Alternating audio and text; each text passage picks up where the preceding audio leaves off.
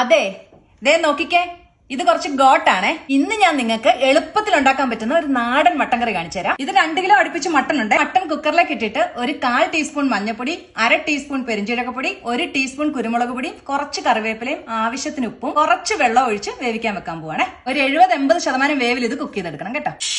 ഒരു വലിയ സവാള സ്ലൈസ് ചെയ്തത്, ഒരു 12 ചെറിയ ഉള്ളി, തേങ്ങാക്കൊത്ത്, കുറച്ച് കറിവേപ്പില, ഒരു 2 പച്ചമുളക് കീറിയത്, ഒരു 2.5-3 ടേബിൾ സ്പൂൺ ഇഞ്ചി വെളുത്തുള്ളി ചതച്ചത്. വെളിച്ചെണ്ണ ചൂടാകുമ്പോൾ നമുക്ക് തേങ്ങാക്കൊത്ത് അതിലേക്ക് ഇട്ടുകൊടുത്ത് നന്നായിട്ടൊന്ന് മൂത്ത് വരുമ്പോൾ അതിലേക്ക് ഇഞ്ചി വെളുത്തുള്ളി ചതച്ചത് ഇട്ടുകൊടുത്ത് അതും നന്നായിട്ട് മൂത്ത് കഴിയുമ്പോൾ ബാക്കിയുള്ള സാധനങ്ങളും കൂടി ഇട്ട് നന്നായിട്ട് വഴറ്റിയെടുക്കാം. 3.5 ടീസ്പൂൺ കാശ്മീരി ചില്ലി പൗഡർ, ഒരു 4 ടീസ്പൂൺ മല്ലിപ്പൊടി, 1.5 ടീസ്പൂൺ ഗരം മസാലപ്പൊടി, 1 ടീസ്പൂൺ മഞ്ഞൾപ്പൊടി, 1 ടീസ്പൂൺ കുരുമുളക് പൊടി. ഈ റെസിപ്പിയിലേക്ക് നമ്മൾ തക്കാളി ചേർക്കത്തില്ല കേട്ടോ. ഇതേ പൊടികളെല്ലാം നന്നായി മൂത്ത് വന്നിട്ടുണ്ട്. മട്ടൺ ആ വെള്ളത്തോട് കൂടി ഇതിലേക്ക് ഒഴിച്ചു കൊടുക്കാം കേട്ടോ. നന്നായിട്ട് മിക്സ് ചെയ്ത് ആവശ്യത്തിന് ഉപ്പും ചേർത്ത് അടച്ചു വെച്ച് ലോ